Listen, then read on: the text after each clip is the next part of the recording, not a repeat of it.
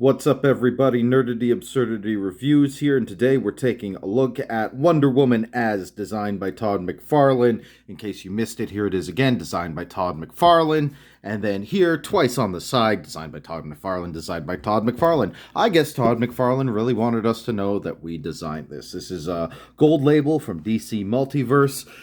So let's take a look at it. First, quick preamble, one of the reasons why I got this.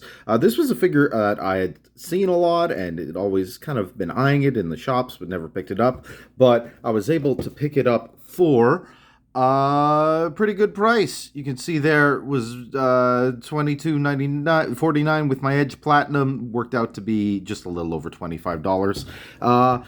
And I think this figure is a bit of a bargain for that price. I think you get a lot with that figure, so let's check it out. First of all, we have this lovely sword that I have her holding there. So the sword is, you can just look at the detail on that, and if I flip it over, you can see that the detail is different on each side. Lovely attention to detail, lovely gold colors. This is a softer material, the tip of the sword, and then it's a little harder down here. I'm not too worried about that. It's a big sword. She looks a little bit like Cloud Strife with this sword, but I'm not really going to complain about accessories being big and us getting a ton of plastic. That's something I just really love as a collector.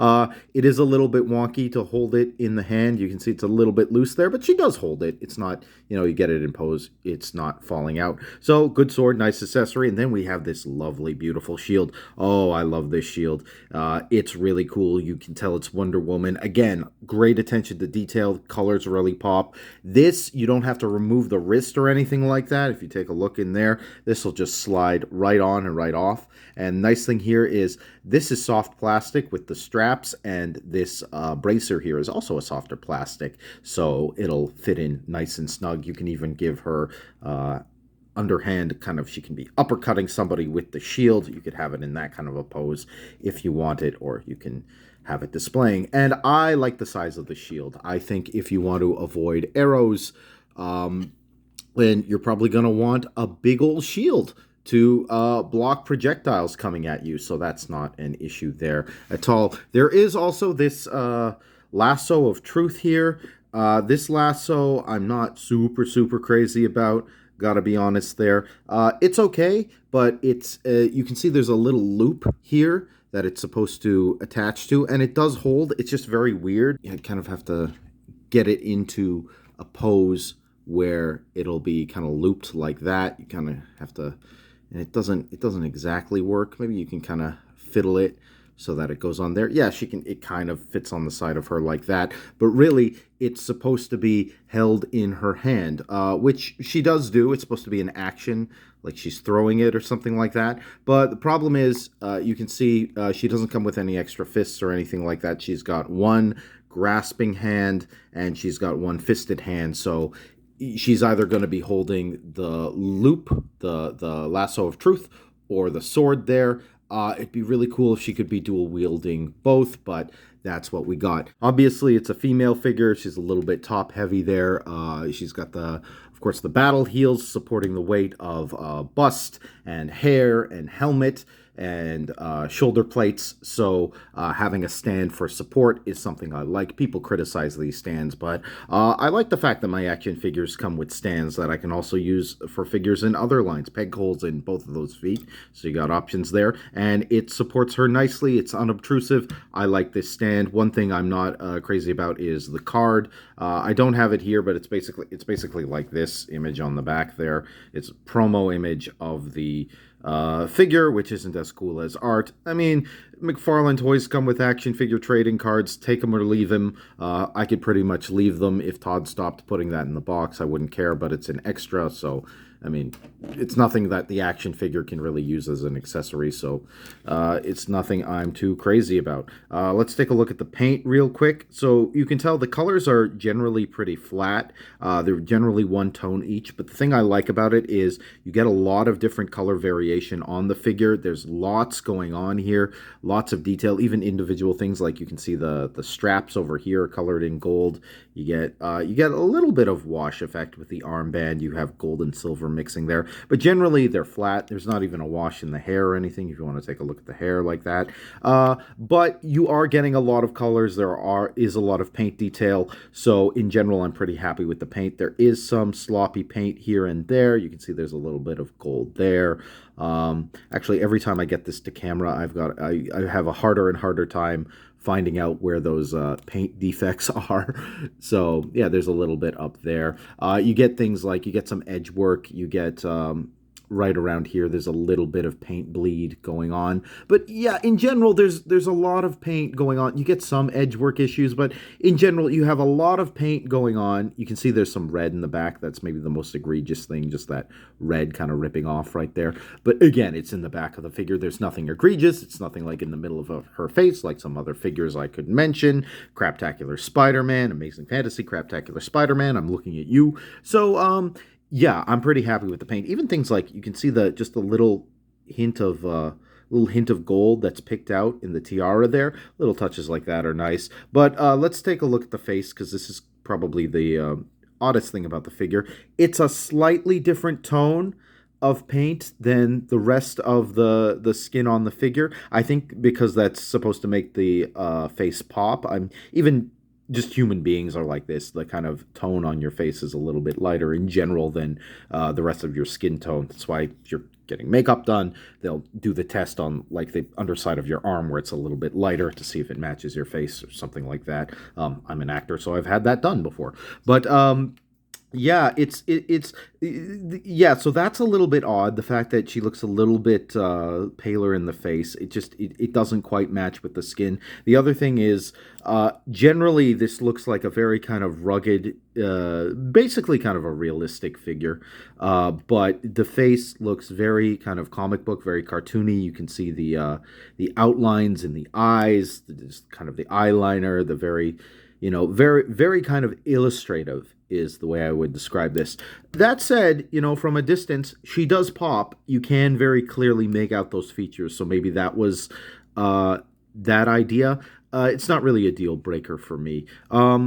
Let's take a look at the sculpt itself, and it's a McFarlane figure, so the sculpt is really, really nice. The only thing I don't really like about the sculpt is she's shrink wrapped in here. You can see her belly button, even though she's covered in armor. Why are you doing that to me, Todd? And I thought it might have been a reuse or something like that, but no, it's not. This is actually soft plastic overlay, because you can see this. If you lift that up, that's attached to this, and there's a hard piece underneath. So, hard piece underneath. So, yeah, I don't know why this was sculpted this way. And you can even see, like, the buckles and everything and things going down the side. But for some reason, there's a little bit of she's, like, shrink-wrapped in here, and you can see her belly button. I really don't like it when they do that with female figures. It's like you can be form-fitting, but nothing's going to be that form-fitting. That's just it's too much. And again, especially for an armored figure like this, you think you probably wouldn't see anything, really. But yeah, let's take a look at the figure. Overall, I really like the idea of this design, just making her a full-on Amazonian warrior badass and incorporating those classic Wonder Woman colors. I think that's done really well. The sculpt is beautiful. You get all this texture work in the bust. You can look at the different armor pieces, and they're very nicely detailed. Look at that. Look at all that inlined filigree. I think that's what that is, kind of filigree. And then you get that down on the legs as well. Just really, really nice detail. There's a lot of soft plastic pieces all over the place.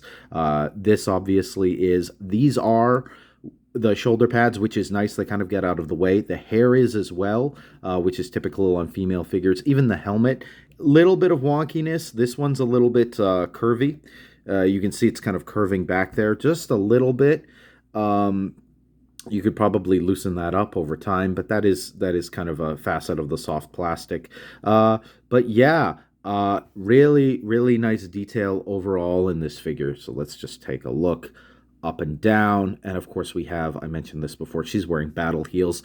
I'm not really against this is impractical. Of course, you would never wear this in a combat situation, but oh, a little bit more paint defect, a little bit of splotch over there. I'm just realizing that little bit of gold coming onto the silver. Anyway, not a deal breaker, nothing in the middle of the face of the figure. But look at that. It's a, you got inline filigree on the heels. You got this kind of, like, that's still really nicely sculpted. It's a bit goofy, it's a bit over the top, but this figure is a little bit over the top. It's carrying a giant sword, and it's like armored up the wazoo. You got those classic McFarlane spikes. Let's take a look at the back of the figure. There's even another cool thing I want to mention about, like, just some of this attention to detail. You would think that's just painted on there, those silver straps. This is actually raised. You can run your finger over that and tell that's a raise. So those straps are in there. Lot of nice attention to detail. And then, of course, the texture work going up and down the sides. You got that there repeated. That's really cool too. You can see the buckle underneath the arm there. I think you can even see a little bit of rib sculpting in there, so that's really cool. So yeah, just lovely sculpture work overall. I mean, it's a criticism that McFarlane figures get. They're almost more like statues because they don't articulate as much. That's what people say.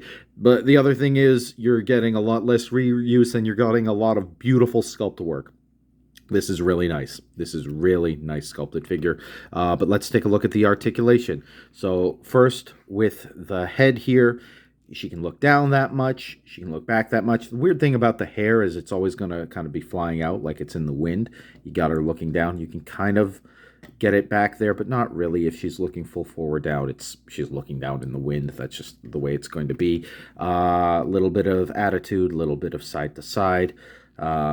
Not going to look back a whole lot because of the hair, of course.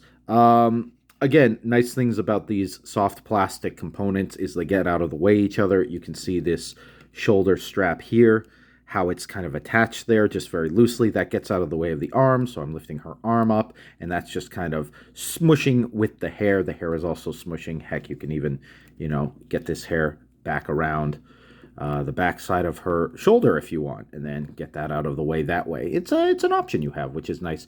This arm will do the 360. No upper bicep cut or anything like that. It's only going to go up this much when its elbows are pointing back, but then you can, of course, turn it around on that ball, and this is nice. You can move this around with your pinky if you want to. Only single joint in the elbow.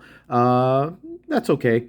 I'm not really here or there about that. A double joint would probably be nice, but, that's what we're getting. This gauntlet is soft plastic, and it will twirl around in any position you want, including up to cover the ball joint. The ball joints in the wrists and that they use in the feet for not just these figures, but other figures too, can look a little obtrusive. So I think that's a really nice design. This is a standard ball joint. It'll go up and down and do the 360, but you can see the paintwork isn't that great there. But then it's great. You have the option to completely cover that with the bracer. I think that's lovely. There's a lot of nice design choices like that. Even things like you get the gold under here, so that it's just kind of gold paint, but it matches the gold on top of there, so that blends together. There's a lot of nice design work. I'm only noticing this collar right now that's around her neck. There's a lot of little details I'm just noticing for the first time as I go through this figure. Anyway, you're not getting too much in the chest. She's only going to go forward about so, and then that's with the head. She will go back quite a ways, so you can get her ducking arrows or whatever. So that's nice. We'll do a 360 with that. There's no real waist swivel or anything like that, but you are getting a bunch of articulation in the legs. So yeah, there's no upper bicep cut. There's no upper thigh cut here, but this leg will spin around quite a ways. And again, you can pose that around with one finger. It's not as smooth as, say, an SH Figuarts, where it will, fractions of degrees, you can get it into pose. You do feel a noticeable click.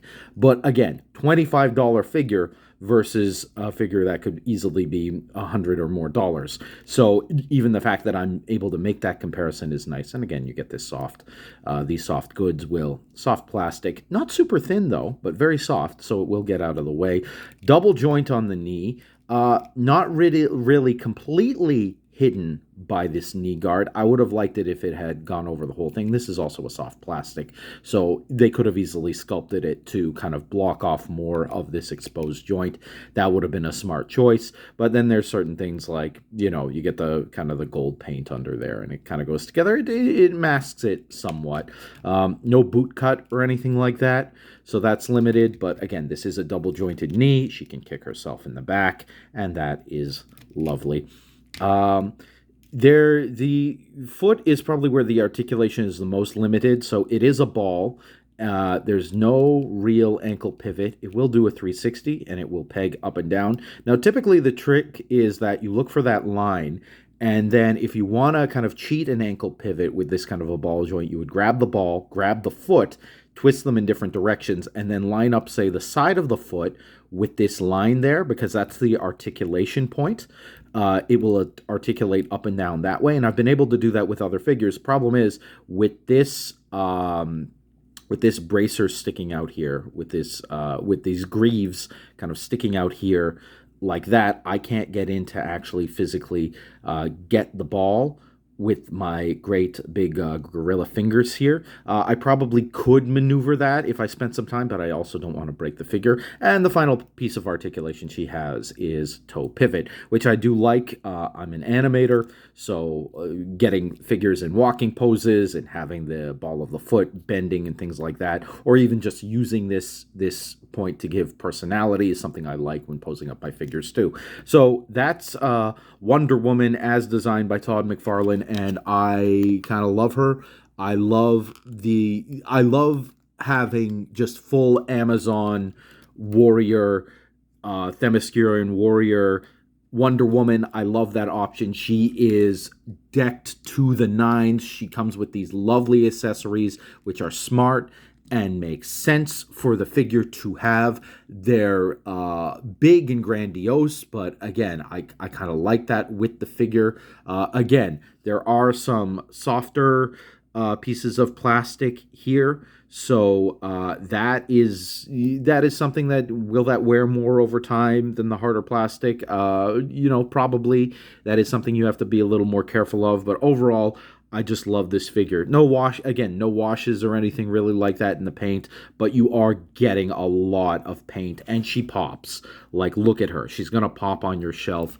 Yeah, and again, I like the accessories. Like, one of the reasons why I was tempted by her walking by so many times was these quintessential Wonder Woman accessories, which I can use with any of my Wonder Woman figures. That's great, but she looks nice in her own right. Just having a version of this character, again, just full on badass, battle hardened warrior Wonder Woman. Oh, it's something I like and I love, and such a great price. $25 for this. That's fantastic. That's so much better than other things we see on the market right now. I don't want to make this just a dunk on Marvel Legends. I mean, this is a good figure in its own right, but yeah, you're getting so much more with this than you are with those $45 Marvel Legends figures. It's a bigger figure, so there's more opportunity for sculpt work and detail. It's such a lovely sculpt. Lovely sculpt. The colors all pop. Just the design, the idea of the design, the kind of okay, we're just gonna do some goofy design things because they're over the top and they're fun, like giving her battle heels that even have like inlaid filigree stuff there is just, oh, that's just lovely. So lovely figure. Highly recommend this if you want an Amazonian battle warrior Wonder Woman for your collection. You can't go wrong with this. Again, $25, just a little over $25 I paid for it on sale. I feel like you're getting quite a bit for your money with this figure, so I'm very happy with it. Okay, that's all from me for today.